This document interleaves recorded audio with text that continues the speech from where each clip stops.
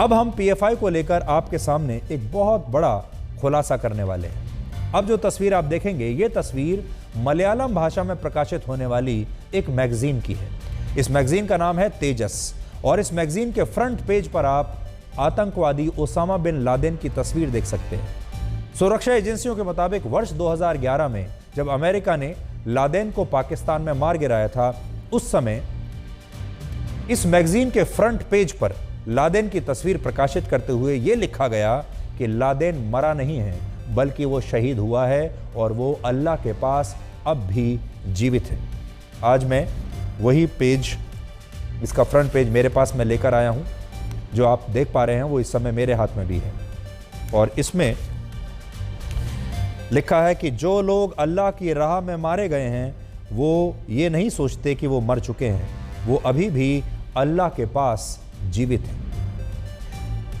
ये जो तेजस मैगजीन है, ये मलयालम भाषा में छपने वाली वही मैगजीन है और अखबार है जिसे पीएफआई का मुखपत्र माना जाता है और आरोप है कि पीएफआई इसके जरिए कट्टरपंथ को बढ़ावा देता था और सिर तन से जुदा करने की सोच को सही ठहराने की कोशिश करता था और लोगों के मन में जहर भरता था। ये जो अखबार होते हैं, मैगजीन्स होती हैं, यही तो किसी भी विचारधारा के प्रचार प्रसार का एक बहुत बड़ा हथियार होती है और इन्हीं मैगजीन्स के जरिए, इन्हीं दस्तावेज़ों के जरिए और इसी तरह के साहित्य के जरिए ये लोग युवाओं का ब्रेन वॉश करते थे। इससे भी ज़्यादा हैरानी की बात यह है कि जिस समय केरल की इस मैगजीन में लादेन को शहीद बताते हुए उसकी ये तस्वीर छपी है, उस समय केरल का एक विवादित पत्रकार जिसका नाम है सिद्दीक कप्पन, आपने सिद्दीक कप्पन का नाम तो ज़रूर सुना होगा, वही सिद्दीक कप्पन गल्फ तेजस में काम कर रहा था और गल्फ तेजस पीएफआई के इसी मुखपत्र का एक प्रारूप है जो उनके गल्फ ऑपरेशन से जुड़ा हुआ है। कुछ समय पहले उत्तर प्रदेश की सरकार ने कोर्ट में, अदालत में यह बताया था कि लादेन की तस्वीर वाली ये पत्रिका सऊदी अरब के जेद्दा शहर में भी प्रकाशित हुई थी और उस समय सिद्दीक कप्पन नाम का यह पत्रकार गल्फ तेजस के जेद्दा एडिशन के लिए काम करता था। सिद्दीक कप्पन वही पत्रकार है जिसे उत्तर प्रदेश पुलिस ने वर्ष 2020 में उस समय गिरफ्तार किया था जब हाथरस गैंगरेप की घटना के बाद वो मथुरा के रास्ते वहां जाने की कोशिश कर रहा था और उस पर सांप्रदायिक तनाव पैदा करने और देशद्रोह के आरोप लगे थे और ये पत्रकार अभी भी जेल में बंद है। लेकिन पीएफआई पर की गई रेड्स में अब ये पता चला है कि सिद्दीक कप्पन इस मलयालम अखबार के लिए उस समय काम करता था जब इसमें लादेन की तस्वीरें प्रकाशित हुई थीं। इसलिए अब आप खुद अंदाज़ा लगा सकते हैं कि पीएफआई और इसके लोग देश की आंतरिक सुरक्षा के लिए कितना बड़ा खतरा है और इनके पूरे नेक्सस में पत्रकार भी शामिल हैं, एनजीओ के लोग शामिल हैं, बड़े बड़े वकील इसमें शामिल हैं और सिद्दीक कप्पन जिसके बारे में लगातार अखबारों में छप रहा है, सिद्दीक कप्पन वो व्यक्ति है जिसे जेल में डालने को लेकर पश्चिमी मीडिया ने न जाने कितने आर्टिकल्स लिखे। वॉशिंगटन पोस्ट ने इसका विरोध किया और हमारे ही देश का एक बहुत बड़ा वर्ग लगातार इस पत्रकार का समर्थन कर रहा है और कह रहा है कि इस पर अत्याचार हो रहे हैं। लेकिन ये वही पत्रकार है जो इस मैगजीन के लिए काम करता था, जो पीएफआई का मुखपत्र है। ये बात आपको बहुत कम लोगों ने अभी तक बताई होगी, आपको पता नहीं होगी। फिलहाल सुरक्षा एजेंसियों ने इस मामले में शफीक और अब्दुल रजाक नाम के 2 आरोपियों को गिरफ्तार किया है। इनमें शरीफ 2016 से 2018 के बीच इस मैगजीन में बतौर बिजनेस डेवलपमेंट मैनेजर काम कर रहा था, जबकि अब्दुल रजाक इस मैगजीन का डायरेक्टर था।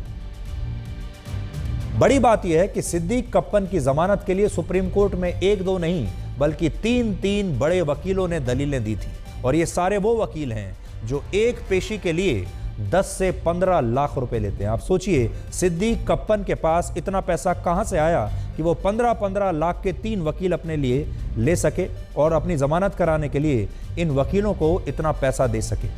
तो बड़ा सवाल ये है कि सिद्दीक कप्पन के लिए सुप्रीम कोर्ट में इतने महंगे वकील आए दलील देने के लिए, इनकी लीगल फीस किसने दी थी? ये भी संयोग है कि सिद्दीक कप्पन के एक वकील हिजाब मामले में भी मुस्लिम छात्राओं का केस लड़ रहे हैं, यानी वकील सेम है हिजाब मामले में भी और कप्पन के मामले में भी, और इस वकील की एक हियरिंग की फीस भी लाखों रुपए में।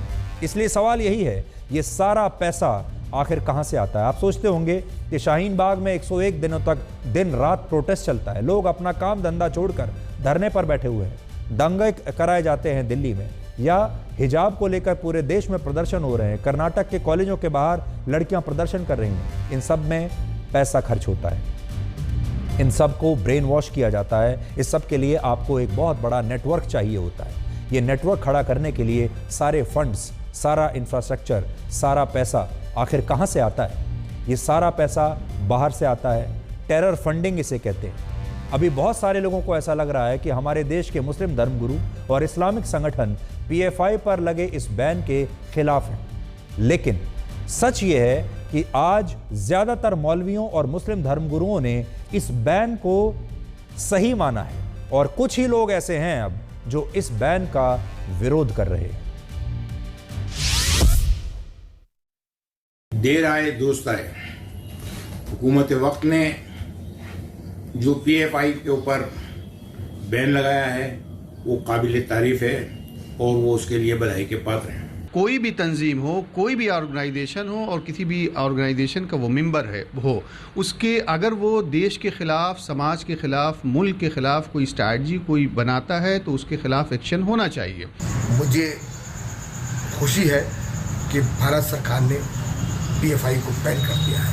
ये मेरी लड़ाई थी, मेरे संगठन सूफी इस्लामिक बोर्ड की लड़ाई थी। हमारी फतेह है, हमारे देश की फतेह और हर नागरिक की फतेह है। जो भी कट्टरवादी संगठन हैं, वो चाहे हिंदू धर्म से हों या मुस्लिम धर्म से हों, जिससे मुल्क की सालमियत को ख़तरा हो, जिससे मुल्क को ख़तरा हो, बाकायदा मुल्क के अंदर ऐसे संगठनों के ऊपर पाबंदी लगना चाहिए। जब से बीजेपी गवर्नमेंट आगे आई हैं और ये सत्ता में आई हैं, तब से पॉपुलर फ्रंट बड़ा पॉपुलर हुआ है। उससे पहले तो हम इसको जानते भी नहीं थे ये कौन है। ये हो सकता है गवर्नमेंट की कोई साजिश हो। पॉपुलर फ्रंट को कभी भी ऐसा उनके कोई भी कारकुन है ऐसा नहीं सुना गया है कि उन्होंने मुल्क मुखालिफ गतिविधि या उस सरगर्मी में मुलव्विस हों। किसी भी तंजीम पर पाबंदी लग जाने से उसका नज़रिया आप नहीं रोक सकते हैं, और आप इस तरीके से किसी की आवाज़ को दबाकर एक तहरीक को वक्ती तौर पर आप दबा सकते हैं, लेकिन तहरीक को ख़त्म नहीं कर सकते हैं। इन लोगों को दबाने के लिए, उनको बदनाम करने के लिए और उनको जहनी तौर पर कोफ्त पहुंचाने के लिए, तकलीफ पहुंचाने के लिए इस तरीके से हरकतें